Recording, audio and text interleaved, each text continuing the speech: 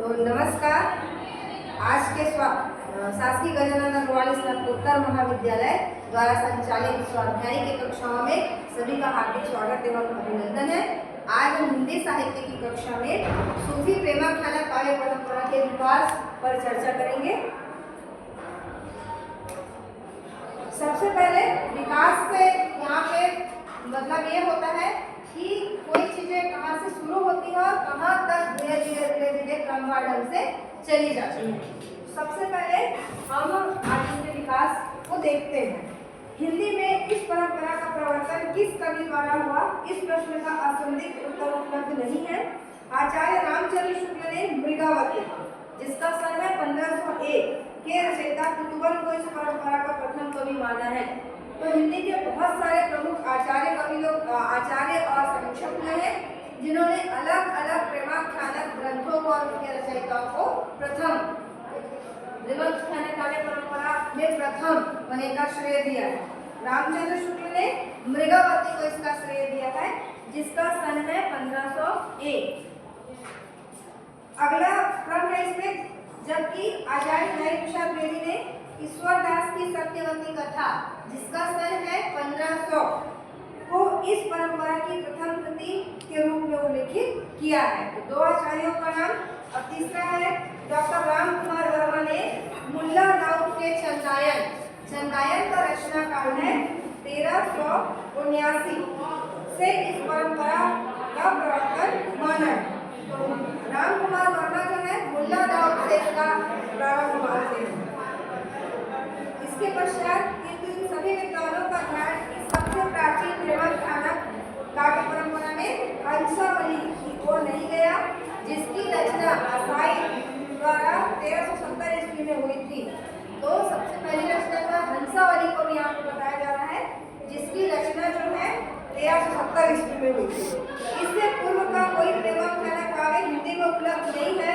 अतः हमारे विचार में जब तक कोई अन्य प्राचीन हिंदी प्रेमाख्यानक काव्य परंपरा में कोई ग्रंथ उपलब्ध नहीं हो जाता, तब तक इस परंपरा के प्रवर्तन काव्य के रूप में हम इसको स्वीकार सकते हैं। सबसे पहले हम देखते हैं हंसावली। विकास में अब क्रम वाइज तरीके से सब प्रत्येक ग्रंथों को हम देखेंगे। सबसे पहला देखते हैं हंसावली। इस प्रेमाख्यान में राजस्थानी भाषा के प्राचीन रूप का प्रयोग हुआ है। सबसे पहले इसकी भाषा राजस्थानी है। उस समय तक गुजराती भाषा राजस्थान से पृथक नहीं हो पाई थी, अतः गुजरात के विद्वान इसे पुरानी गुजराती का ग्रंथ भी मानते हैं। किंतु जैसा डॉक्टर मोतीलाल मलारिया ने राजस्थानी भाषा और साहित्य में स्पष्ट किया, भाषा की दृष्टि से इसे निसंकोच राजस्थानी हिंदी में स्थान दिया जा सकता है। कवि असाइद ने इस ग्रंथ का रचना स्रोत, अब इस ग्रंथ को कहाँ से लिया गया या क्या इसका रचना स्रोत है, तो इस ग्रंथ में जो है विक्रम एवं वैताल की कथा को माना गया है। हंसावली के जो रचनाकार है वो इसका स्रोत ग्रंथ मानते हैं विक्रम और वैताल की कथा, यहीं से उन्होंने हंसावली की कथा ली है। वामन बेन कथा रस लियो ए पावो असाइद कहो। प्रेमाख्यानक में चरित्र प्रेम, साहस और शौर्य से मिश्रित है। अतः हिंदी के प्रारंभिक प्रेमाख्यानकारों ने अपने काव्य को उल्लेख वीर कथा एवं प्रेम कथा दोनों रूपों में किया है और यह बात असाइद पर भी लागू होती है। तो जितने भी प्रेमाख्यान हैं उन सब में यही दिखाया गया है कि नायक द्वारा नायिका को प्राप्त करने के लिए कठिनाइयों का सामना करना और उस कठिनाइयों को पार कर वो नायिका को प्राप्त कर लेते हैं। हंसावली में भी लगभग यही चीजें हैं। हंसावली में अनेक कथाएं घूमती है, जिसमें प्रमुख कथा का संबंध पाटन की राजकुमारी हंसावली है। एक प्रमुख बात है कि हंसावली जो ग्रंथ है उसकी नायिका पाटन की राजकुमारी है, जिसका नाम है हंसावली। राजकुमारी अद्वितीय सुंदरी है। इसमें हंसावली बहुत ही ज्यादा सुंदर है, किंतु पूर्व जन्म में किसी संस्कारवश उसने पखवाड़े में 5 पशुओं की हत्या का ही नियम ले रखा था। इसका नायक राजकुमार स्वप्न में राजकुमारी के दर्शन करके मुक्त हो जाता है। उसके प्रेम में विहल होकर योगी वेश के अपने मंत्री के साथ उसकी खोज में निकल पड़ता है। उसकी कथा में जो इसका राजकुमार है वो स्वप्न में राजकुमारी के दर्शन करता है और उसकी सुंदरता पर मुक्त होकर योगी विकास में तथा भारी संकटों का सामना करते हुए अंत में केवल राजकुमारी को प्राप्त कर लेता है, अपितु उस पाषाण हृदय को प्रत्येक पखवाड़े में 5 पुरुषों की हत्या के नियम से भी विरक्त करने में सफल हो जाता है। पूर्व जन्म में नायिका ने 5 पुरुषों की हत्या का जो संकल्प किया था, उसके मन में जो ये बात थी, उससे भी उसको आजाद कर देता है। वस्तुतः इस नियम के पीछे पूर्व जन्म की एक घटना थी, जिसके कारण वो 5 पुरुषों की हत्या का संकल्प लेती है। उस जन्म में राजकुमारी पक्षिणी थी। जब उसने अंडे दे रखे थे तब एकाएक जंगल में आग लग गई। आग लग जाने पर नर पक्षी उसे तथा उसके अंडों को बचाने का कोई प्रयास करने के स्थान पर उसे जलती हुई छोड़कर चला गया। जो उसका साथी नर था, वो अपनी जो पूर्व जन्म में हंसा वाली पक्षिणी थी, उसको छोड़कर, उसके अंडे को छोड़कर वो चला जाता है जंगल में आग लगने के बाद। इसी घटना के संस्कार के कारण वह अगले जन्म में पुरुष विद्रोहिणी हुई। इसी के कारण वो इस जन्म में पुरुष की विद्रोहिणी बनी। उसको पुरुष बिल्कुल भी पसंद नहीं थी। जब इस घटना को चित्रित कर उसे दिखाया गया तो उसे पूर्व जन्म की सारी घटना स्मरण हुई। जब उसको इस घटना से अवगत कराया गया, पूर्व जन्म की सारी बातें उसको याद आ जाती है। फलस्वरूप वह ग्रंथि से मुक्त होकर स्वस्थ आचरण करने लगती है, लेकिन उसको समझ में आता है कि ये गलत है और वो नॉर्मल आचरण करने लगती है।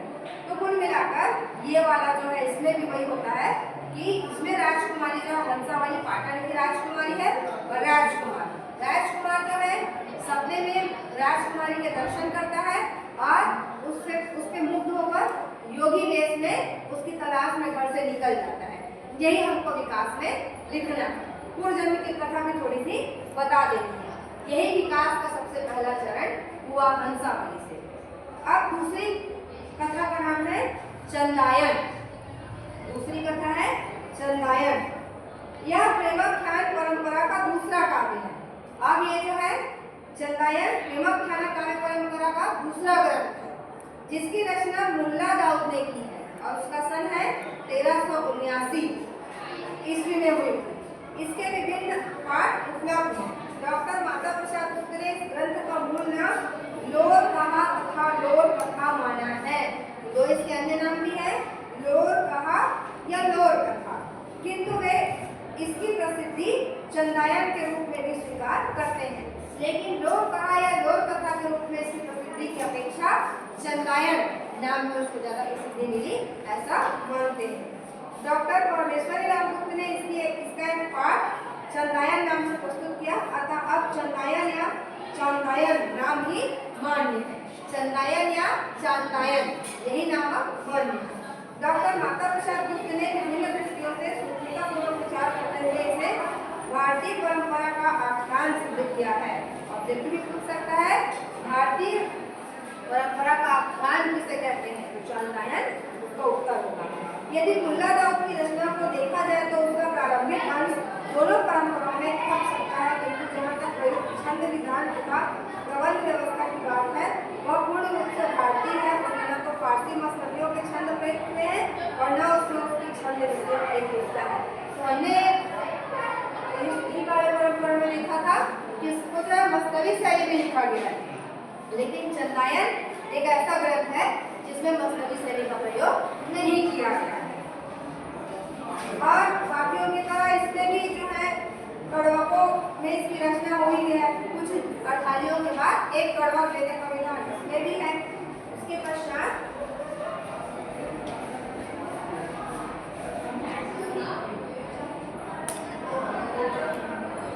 इसकी विषय वस्तु के दृष्टि से इसमें भारतीय प्रेमाख्यानों की प्रवृत्ति उपलब्ध होती है। इसमें पूर्णतः भारतीय प्रेमाख्यान के तत्व मिलते हैं। इसके नायक का नाम लोर है, जिसको लोरिक भी कहा जाता है, और इसके नायक का नाम लोर है, जिसको लोरिक भी कहा जाता है, तथा नायिका का नाम चंदा है। चंदायन के नायिका का नाम चंदा है। दोनों में उन्मुक्त प्रेम का चित्रण इस प्रेमाख्यान में किया गया है। प्रथम दर्शन में प्रेम की उत्पत्ति, पहली बार जब उसको देखता है तो प्रेम उत्पन्न होता है। विभिन्न व्यक्तियों द्वारा उसके प्रेम में बाधा उत्पन्न करना, तो बाकी प्रेमाख्यान की तरह इसमें भी उनके प्रेम में बाधा उत्पन्न की जाती है। नाग द्वारा नायिका को डस देना, एक नाग जो है इसकी नायिका चंदा को डस रस लेता है और गार्गुली द्वारा उसे ठीक करने की कथा इसमें दिखाई गई है और गार्गुली द्वारा चंदा ठीक भी की जाती है। इस ग्रंथ की भाषा अवधी है। इसकी रचना प्राकृत अपभ्रंश में प्रचलित कड़वक शैली में की गई है। तो प्रत्येक ग्रंथ की भाषा हमको जरूर याद रखनी है। जैसे कि हंसावली की भाषा राजस्थानी थी और चंद्रायन की भाषा अवधी है और इसमें भी कड़वक का प्रयोग है, कड़वक शैली का, जिसमें 5 अर्धालियों के बाद एक दोहा का विधान है। 5 अर्धालियां रहेंगी, उसके बाद एक दोहा रहेगा। किसी में 7 अर्धालियां रहेंगी, उसके बाद एक दोहा रहेगा। तो चंद्रायन में 5 अर्धालियों के बाद एक दोहे का विधान किया गया है। छंद विधान एवं प्रबंध व्यवस्था की दृष्टि से यह पूर्णतः भारतीय परंपरा का पालन करने वाला ग्रंथ है। सूफी काव्य की मसनवी शैली का अनुसरण इसमें नहीं किया गया है। इसमें सूफी मसनवी शैली का प्रयोग नहीं हुआ है। अब अगला ग्रंथ जो है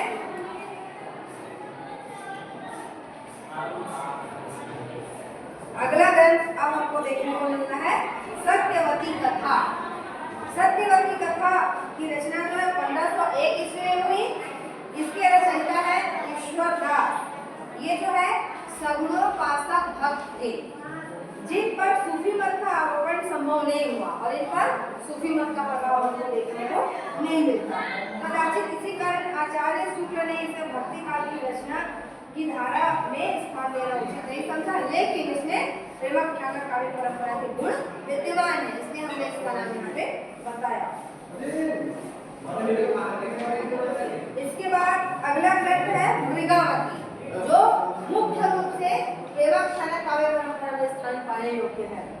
अगला ग्रंथ है मृगावती। मृगावती के रचनाकार का नाम है कुतुबन और इसका रचनाकाल है 1503। दोनों ही आप देखने में सोच सकते हैं। में नायक राजकुमार तथा नायिका मृगावती के प्रथम दर्शन मिलन प्रेम का विरूपण अत्यंत भावात्मक शैली में हुआ है। तो मृगावती के राजकुमारी का नाम है मृगावती और इसके नायक का नाम इसमें है राजकुमार और इन दोनों के उन्मुख प्रेम का चित्रण इसमें दिखाया गया है। परंपरागत प्रेमाख्यानों की विभिन्न प्रवृत्तियों का भी समन्वय इसमें कुशलतापूर्वक हुआ है। मृगावती की प्राप्ति के लिए नायक योगी वेश में घर से निकल जाता है तथा मार्ग में एक अन्य सुंदरी को किसी राक्षस के चंगुल से निकालकर उसे विवाह करता हुआ अंत में मृगावती को पाने में सफल हो जाता है। जिसके नायक योगी वेश में जब घर से निकलता है तो एक अन्य राजकुमारी उसको रास्ते में मिलती है जिसको राक्षस के चंगुल से ये बचाता है और उसे विवाह कर देता है। उसके बाद ये मृगावती की खोज में आगे निकल जाता है और फिर मृगावती से भी बाद में विवाह कर देता है। कथा की परिणति अपभ्रंश के जैन काव्य की परंपरा के अनुसरण शांत रस में होती है। ये भी इसमें प्रमुख बात है कि मृगावती के कथा के अंत में हमको शांत रस देखने को मिलता है, क्योंकि नायक की मृत्यु के अनंतर नायिकाओं का सती होना दिखाया गया है। क्योंकि इस ग्रंथ में नायक की मृत्यु हो जाती है और नायिका जो है पति के साथ सती हो जाती है। इसकी भाषा अवधी है और दोहा चौपाई शब्दों का प्रयोग इसमें किया गया है। शैली में प्रायः सरलता, प्रवाह एवं सरसता मिलती है। तो एक मुख्य बात यह है कि इसकी परिणति शांत रस में हुई है। शांत रस में होने का कारण यह है कि इसके नायक की मृत्यु हो जाती है और नायिका अंत में सती होती है, जिस कारण इसमें शांत रस देखने को मिलता है। अन्य ग्रंथों में ऐसा नहीं है। अब अगला नाम आता है पद्मावत, जो इस प्रेमाख्यान काव्य परंपरा का सबसे महत्वपूर्ण ग्रंथ माना जाता है। पद्मावत की रचना मलिक मोहम्मद जायसी ने की थी और इसका सन है 1540। इस परंपरा का प्रमुखतम काव्य है, सबसे प्रमुख काव्य है। इसमें चित्तौड़ के राजा रत्न सिंह एवं सिंघल की राजकुमारी पद्मावती के प्रेम विवाह एवं विवाहोत्तर जीवन का चित्रण मानविक रूप से किया गया है। ग्रंथ में राजकुमार का नाम है रत्न सिंह, जो वहाँ के राजा चित्तौड़ के, रानी जो है सिंघल देव की राजकुमारी पद्मावती, जिनके विवाह की कथा इसमें है और विवाह के बाद के मानविक प्रसंग इस कथा काव्य में दिखाई गए। इसकी कथा वस्तु को आलोचकों ने 2 खंडों रत्न सिंह पद्मावती के विवाह तथा कुमार भाग से उत्तरार्ध भाग में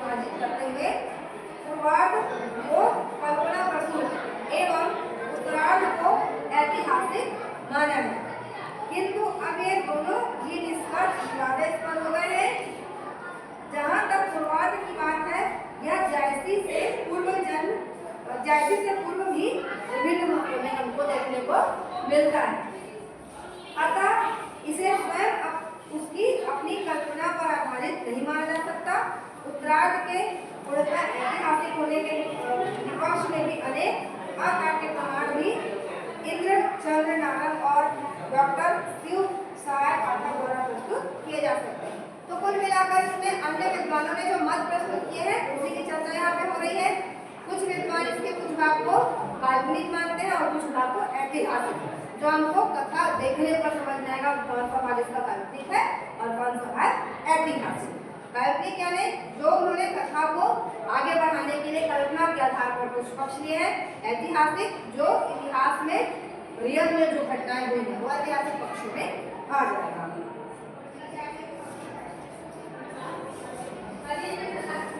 तो हम इसका थोड़ा सा विस्तार यहाँ पे देखते हैं।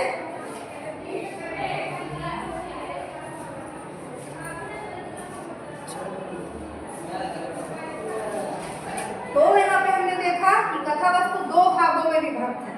तो पहला भाग जो है इसमें कथा वस्तु दो भागों में विभक्त की जा सकती है। पूर्वार्ध यानी कि पहला भाग जो कथा का है उसमें रत्नसेन पद्मावती के विवाह तक की कथा है पूर्वार्ध में, एवं उत्तरार्ध में अलाउद्दीन के चित्तौड़ पर चढ़ाई की कथा है। अलाउद्दीन ने जो चित्तौड़ पर चढ़ाई कर दी थी उसकी कथा उत्तरार्ध में दिखाई गई है। विद्वानों ने पूर्वार्ध को कल्पित यानी कि रत्नसेन और पद्मावती के विवाह की कथा को कल्पित माना है एवं उत्तरार्ध को ऐतिहासिक माना है।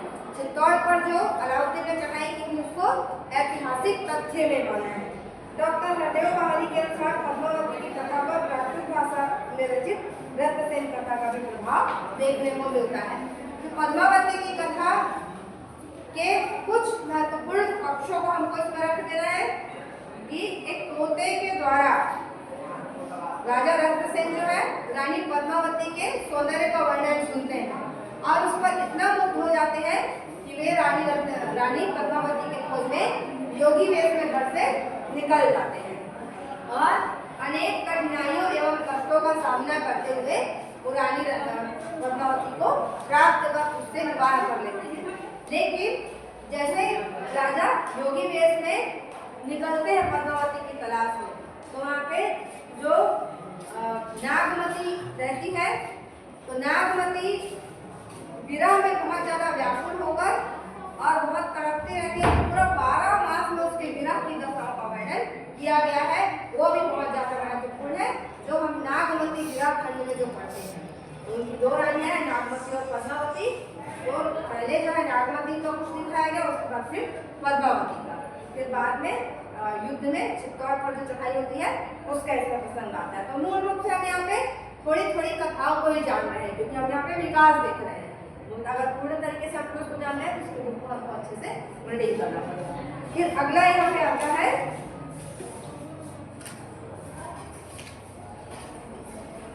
अगली कथा है मधुमालती, जो भी इस ग्रंथ की महत्वपूर्ण मतलब विकास में महत्वपूर्ण स्थान रखता है। तो मधुमालती की रचना मंझन ने किया है और इसकी रचना काल है 1545 और इसमें नायक नायिका के प्रथम दर्शन जन्य प्रेम के साथ साथ पूर्व जन्म के प्रणय संस्कारों को भी महत्ता दिखाई गई है। ये इस कथा की विशेषता है। नायक के प्रेम की गंभीरता एवं एकोन्मुखता का परिचय इस बात से मिलता है कि वह एक ओर तो मधुमालती की प्राप्ति के लिए भांति के कष्टों को सहन कर लेता है तथा दूसरी ओर महासुंदरी प्रेमा के प्रणय प्रस्ताव को भी ठुकरा देता है। सामान्यतः हिंदी प्रेमाख्यानकों में नायक को बहुपत्नीवादी माने एक से अधिक पत्नी दिखाया गया है, किंतु यह प्रेमाख्यान इसका अपवाद है। तो मधुमालती में नायिका का नाम मधुमालती है। नायक जो है इसमें प्रथम दर्शन जन्य प्रेम को इसमें दिखाया गया है। नायिका से नायक का एक निष्ठ प्रेम है। इसमें नायक जब नायिका के खोज में जाता है तो महासुंदरी प्रेमा उसको अपने प्रणय का प्रस्ताव रखती है, नायक उसको ठुकरा देता है और केवल मधुमालती से वो विवाह करता है। जबकि प्रेमाख्यान काव्य परंपरा के जितने भी ग्रंथ है उसमें नायक को बहुपत्नीवादी दिखाया गया है, यानी कि एक से अधिक उनकी पत्नियां हैं। लेकिन इस रूप में ये अपवाद है इसमें केवल विवाह मधुमालती से ही करता है।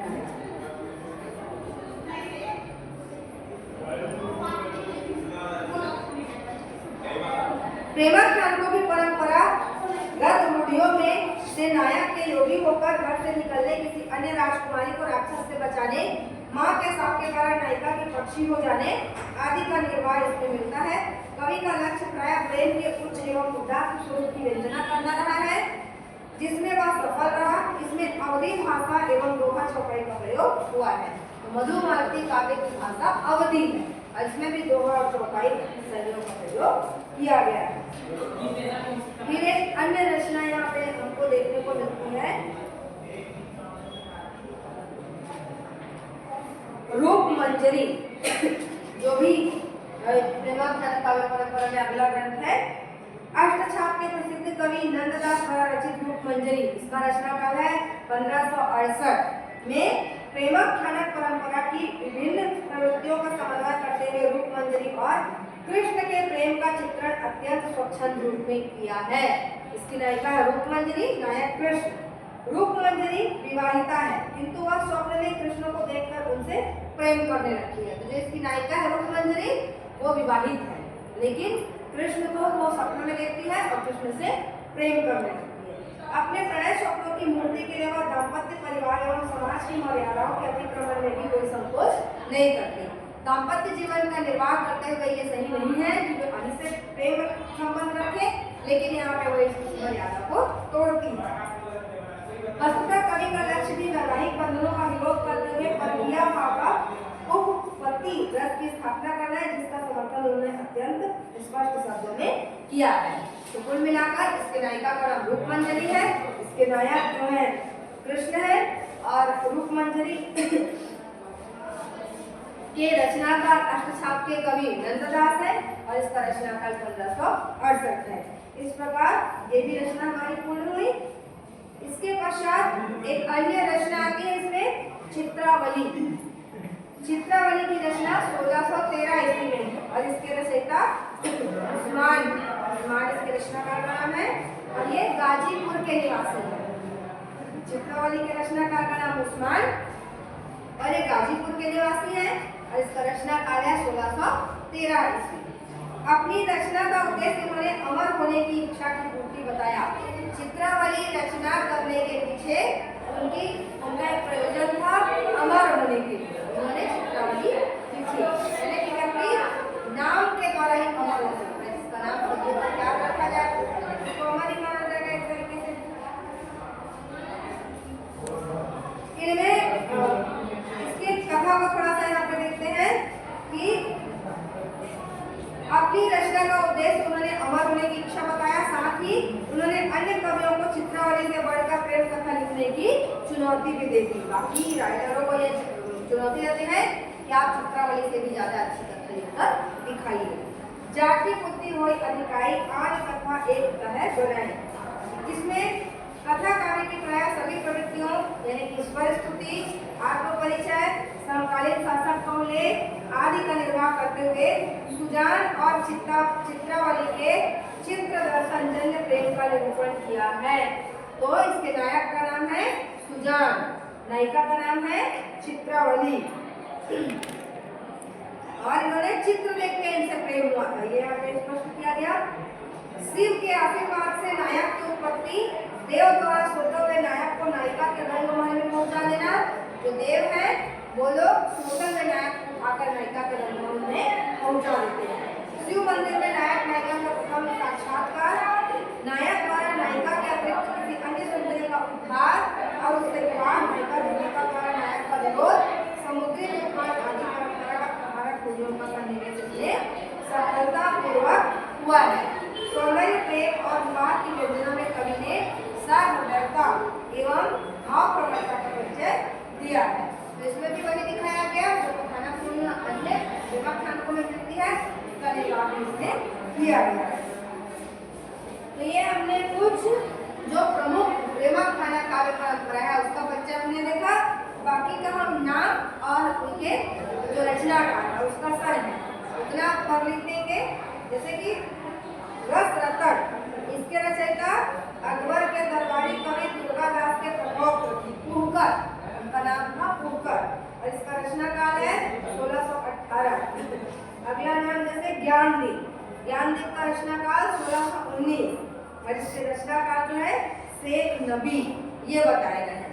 तो कुल मिलाकर जो प्रेमाख्यान काव्य परंपरा है सब की उसमें जो कथानक पुण्य यही है कि नायक का योगी के वेश में, है ना, या किसी प्रकार घर से निकलकर नायिका की खोज करना और अन्य अनेक संघर्षों का और कठिनाइयों का सामना करते हुए नायिका को प्राप्त कर लेना, और रास्ते में बचाते हुए अन्य अगर कोई नायिका मिली तो उससे भी उनका विवाह हो जाता था और फिर उसको प्राप्त कर लेना।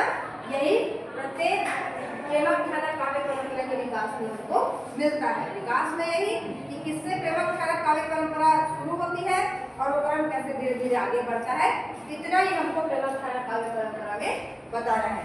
तो आज के लिए इतना ही, अब अगले विषय को लेकर हम आगे मिलेंगे। धन्यवाद।